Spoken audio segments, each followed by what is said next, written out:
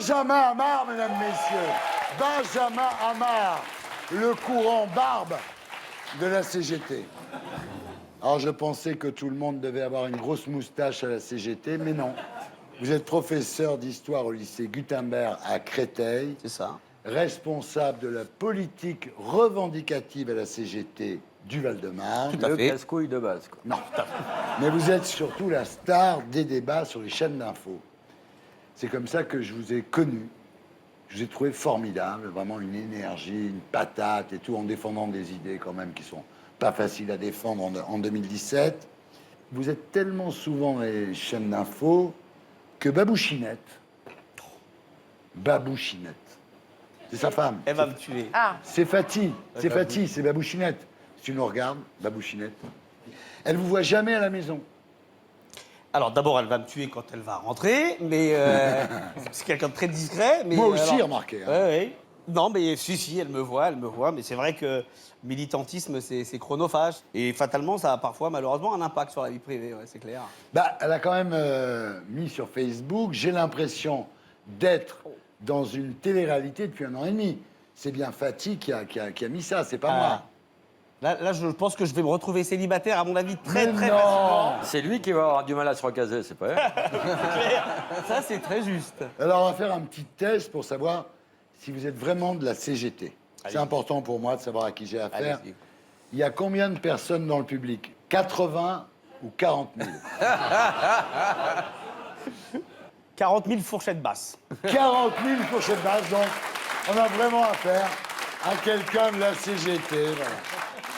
Alors, on m'a dit, je sais pas si c'est vrai, on m'a dit, fais gaffe avec Benjamin Amar parce qu'à tout moment, le mec peut lancer un mouvement social sur le plateau s'il n'aime pas une question.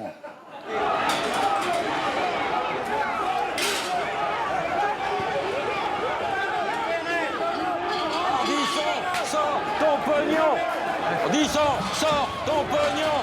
Ardisson, sors ton pognon.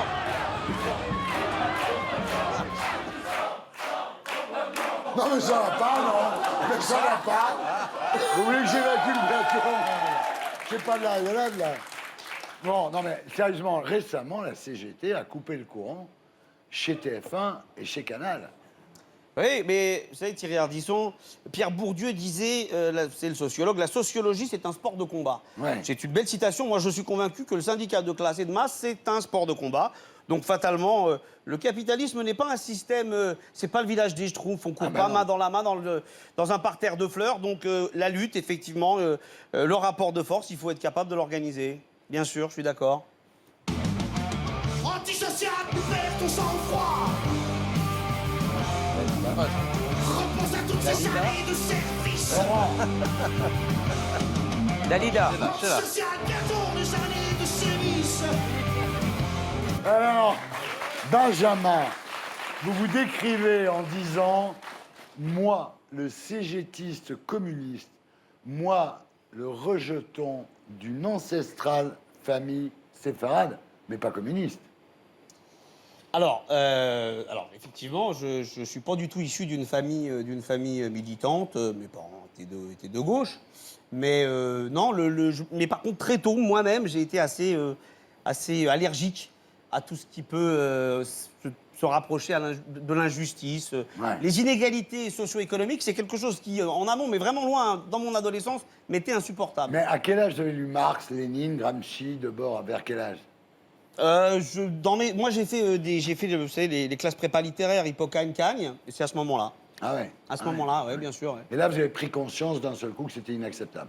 Oui, de toute façon, l'histoire, c'est, à mon sens, la plus belle des disciplines, la discipline la plus essentielle. Et effectivement, vous y étudiez les rapports de force sociaux. Par exemple, la lecture, vous citiez Gramsci, qui est un fondateur du Parti communiste italien et martyr de l'antifascisme. Moi, la lecture de Gramsci, elle m'a bouleversé. Voilà. Ce qu'il faut dire à nos amis, c'est que Gramsci, donc c'est l'entrisme.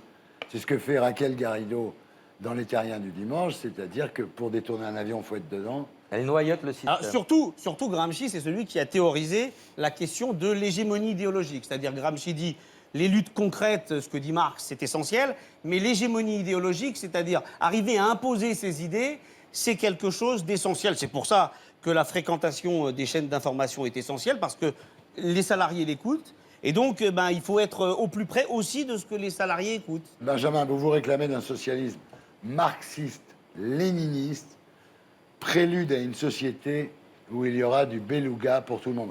Vous pensez vraiment qu'il y aura du beluga pour tout le monde? Parce que jusqu'à maintenant, excusez-moi de vous le dire, mais les sociétés communistes, c'est plutôt le goulag que le beluga quand même. Hein. Alors d'abord, moi je suis ici aujourd'hui comme cégétiste. Ouais. Là, vous-même, vous avez cité effectivement des choses que j'ai pu mettre sur Facebook, qui relèvent donc de ma vie privée.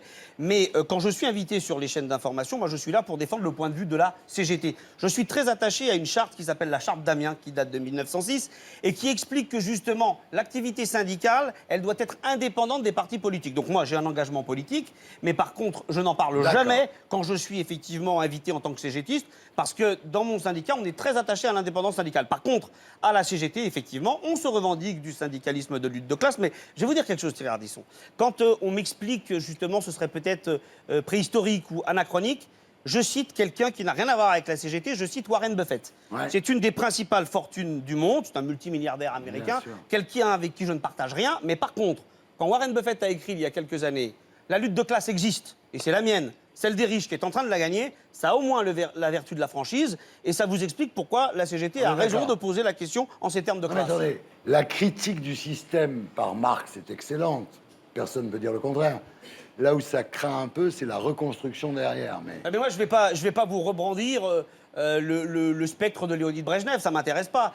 Moi, quand l'URSS s'est effondrée, j'avais 15 ans. Le combat aujourd'hui, c'est de défendre les positions de la CGT. La CGT, elle a des positions extrêmement intéressantes. La CGT, elle vous dit, et c'est le sens, moi, de mes prises de parole, elle vous dit que, par exemple, si on rendait impérative l'égalité salariale entre les hommes et les femmes, eh bien, on rapporterait 10 milliards de cotisations à la sécurité sociale. Ça, c'est des propositions de la CGT. C'est pas les colcos ou les sauf-causes. D'accord.